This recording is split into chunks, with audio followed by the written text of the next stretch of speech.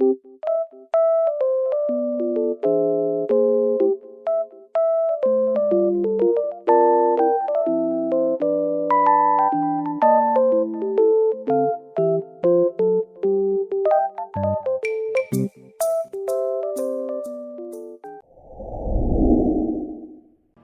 misa es el sacrificio de Cristo que se ofreció a sí mismo una vez para siempre en la cruz. Es el centro de nuestra vida cristiana y la acción de gracias que presentamos a Dios por su gran amor hacia nosotros. No es otro sacrificio, no es una repetición, es el mismo sacrificio de Jesús que se hace presente. Es una representación del Calvario, un memorial, una aplicación de los méritos de Cristo. Tiene dos partes: la liturgia de la palabra, después de estar bien preparados por la petición de perdón de los pecados, y la liturgia eucarística, que es el ofrecimiento al Padre por parte de Jesús y nuestra, pues también nosotros somos hijos de Dios. Para saber aprovechar los grandes frutos espirituales que se nos dan a través de la celebración eucarística, hay que conocerla, entender sus gestos y símbolos y participar en ella con reverencia. Primero, los ritos iniciales. El canto de entrada. Nos preparamos para comenzar la misa con el canto de entrada. Es un canto que nos une a todos, porque a la misa venimos personas de distintos lugares, culturas, edades, y cantamos a una voz, como un cuerpo que somos en torno a Cristo. Nos unimos para celebrar uno de los dones más grandes que Jesús nos dejó, la Eucaristía. La señal de la cruz. La misa empieza propiamente con la señal de la cruz y terminará también de la misma manera, cuando recibimos la bendición final. Hacer la señal de la cruz nos recuerda que le pertenecemos a Cristo. En el lenguaje bíblico, el nombre representa a la persona misma. Empezar en el nombre del Padre y del Hijo y del Espíritu Santo no es solo mencionar el nombre de Dios, sino ponernos en su presencia. El acto penitencial. Puestos en la presencia de Dios, la Iglesia nos invita a reconocer con humildad que somos pecadores, porque como dice San Pablo, mi proceder no lo comprendo, pues no hago el bien que quiero, sino el mal que no quiero. Algo así nos sucede a todos. Por eso, al empezar la Eucaristía, reconocemos humildemente frente a todos nuestros hermanos que somos pecadores. Y para pedirle perdón a Dios, usamos las palabras del ciego que oyó que Jesús pasaba cerca, y como sabía que no podía curarse a sí mismo, sino que necesitaba del auxilio de Dios, se puso a gritar en medio de la multitud, Señor, ten piedad de mí. Así, con confianza en la misericordia de Dios, rezamos también el Señor, ten piedad. A continuación, el canto del Gloria. En los domingos y solemnidades se reza este himno, que resume el sentido máximo de la vida cristiana: darle gloria a Dios, alabar a Dios, no solo porque es bueno, o porque nos ayuda, o por las cosas que nos da. Darle gloria por quien es Él, porque es Dios. Nos ayuda a estar bien orientados, a afirmar que el sentido máximo de nuestra vida es Él. Le sigue la oración colecta. Este no es el momento en el que se pasa la limosna, eso viene después. Se trata de la oración colecta. Es el momento en el que el sacerdote invita a toda la comunidad a rezar pidiendo. Por eso, al empezar la oración, el sacerdote dice a todos, oremos, y extiende las manos en señal de súplica. Es el momento de recogernos todos en silencio y pedirle también al Señor por nuestras necesidades. Al terminar la oración colecta, todos nos unimos a lo que el sacerdote ha pedido diciendo juntos, amén. Se llama colecta porque es la oración que recoge las peticiones de todos, porque como dice el Señor en el Evangelio, si dos de ustedes se ponen de acuerdo en la tierra para pedir algo, lo conseguirán de mi Padre que está en los cielos. Y es una oración que nos une con la Iglesia toda, ya que en cualquier rincón del mundo donde se celebre la misa, ese día se pedirá por lo mismo. La segunda parte es la liturgia de la palabra. El Señor Jesús, antes de alimentarnos con su cuerpo y con su sangre en la mesa del sacrificio, nos alimenta primero en la mesa de la palabra.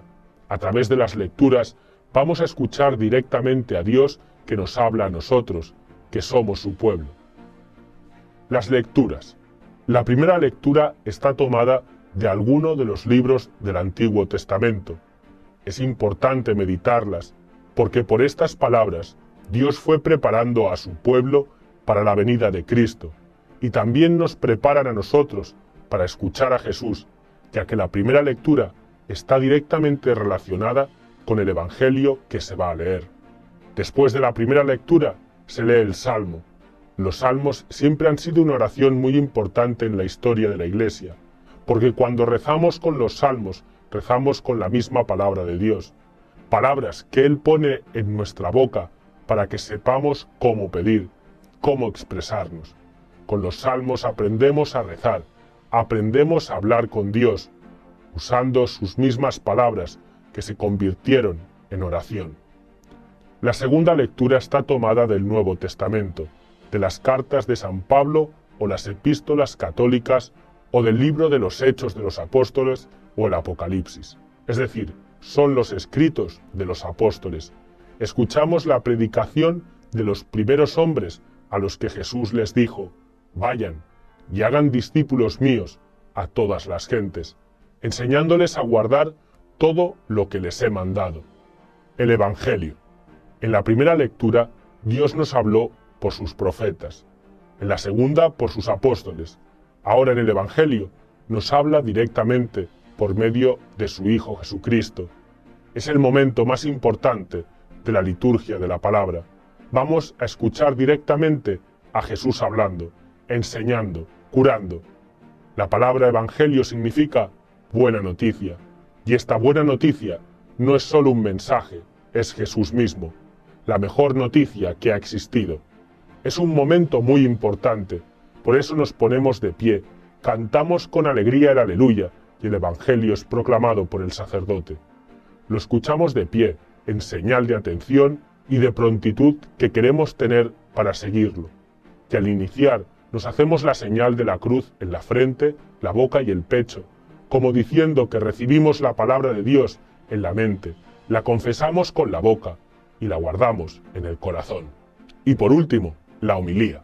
No basta oír la palabra de Dios, sino que también necesitamos que nos sea explicada de manera adecuada. Homilía viene de una palabra griega que significa diálogo, conversación. Es el momento en el que el sacerdote explica los pasajes proclamados para poder ahondar en ellos.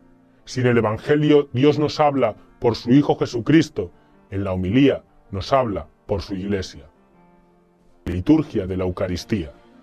La liturgia de la Eucaristía es el momento más importante de la misa. Esta tiene tres partes: el rito de las ofrendas, la gran plegaria eucarística, que es el núcleo de toda la celebración, y el rito de la comunión. La liturgia de la Eucaristía. Presentación de los dones.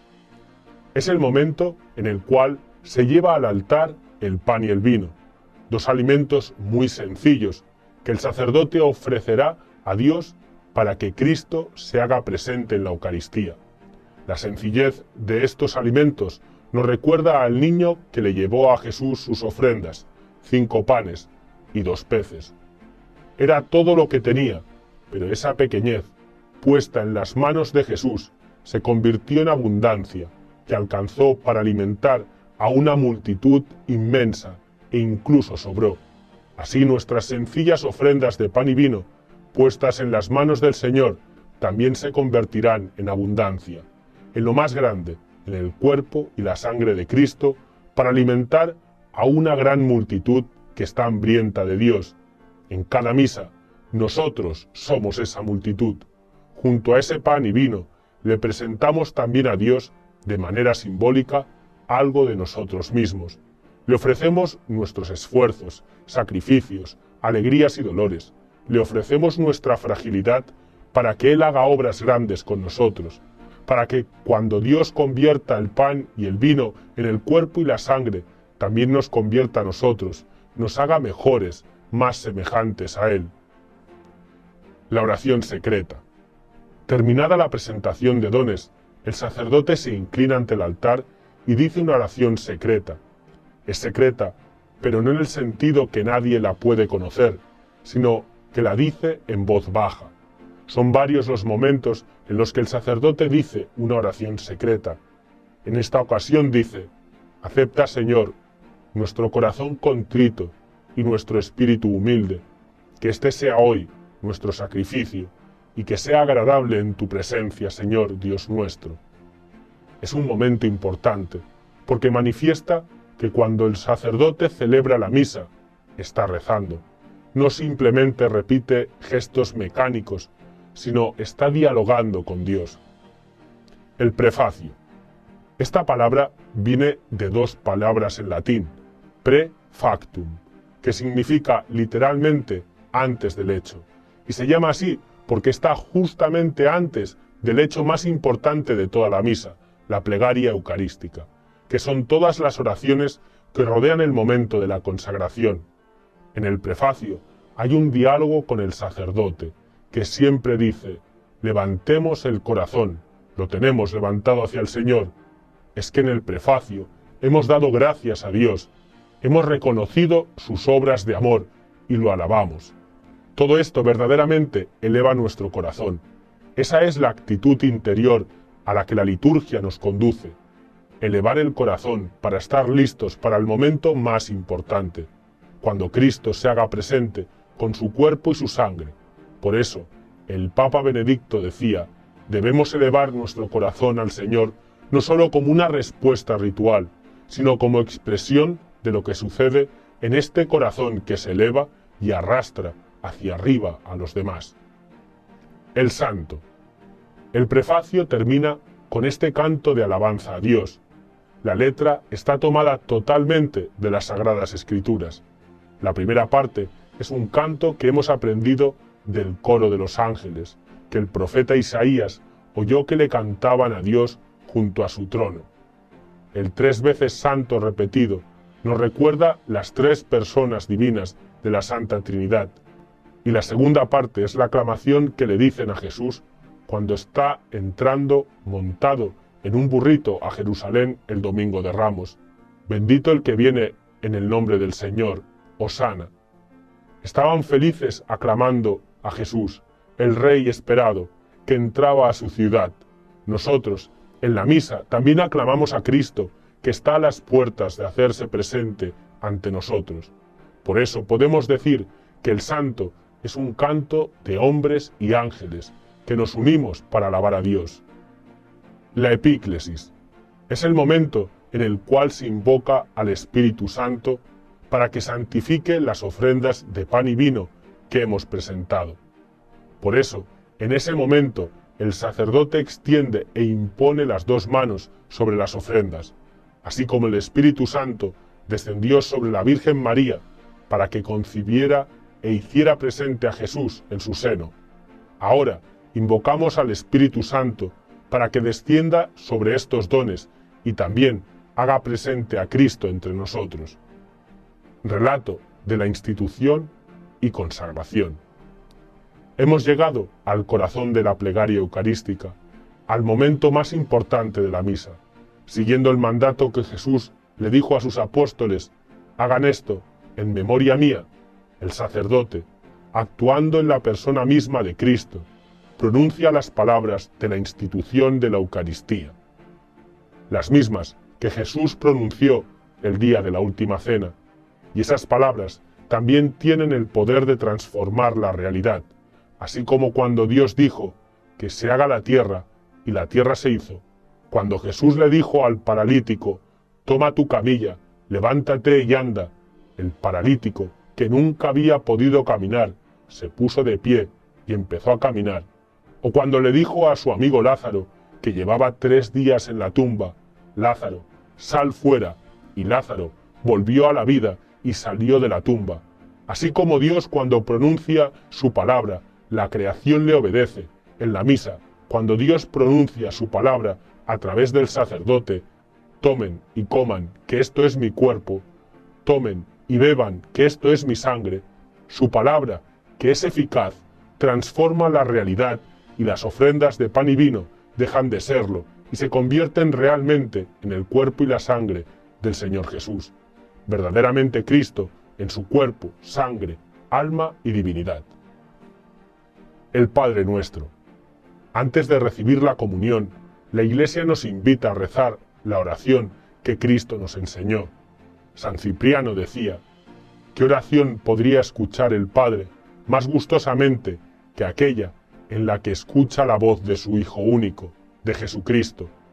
Cuando rezamos el Padre Nuestro, el Padre reconoce la voz de su Hijo unigénito en nosotros. Y es así, porque cuando rezamos el Padre Nuestro, estamos rezando no con nuestras palabras, sino con las palabras de Dios, con las mismas palabras con las que Jesucristo nos enseña a rezar. La oración no es Padre mío, sino nuestro. Es una invitación al amor entre nosotros, a la fraternidad, a la hermandad, a la reconciliación. El Papa Francisco lo ha dicho muy claramente. Esta es una oración que no se puede rezar con enemigos en el corazón, con rencores con el otro. Es una oración que prepara nuestro corazón porque nos invita a la comunión. La comunión. ¿Cuántas veces hemos dicho: me muero de hambre? Tanto así nuestro cuerpo rechaza la experiencia de tener el estómago vacío, que nos expresamos así. Pero tenemos un hambre más profundo aún, el hambre de Dios. Cristo se hace alimento porque no quiere dejarnos vacío. Él ha venido a traernos vida y vida en abundancia.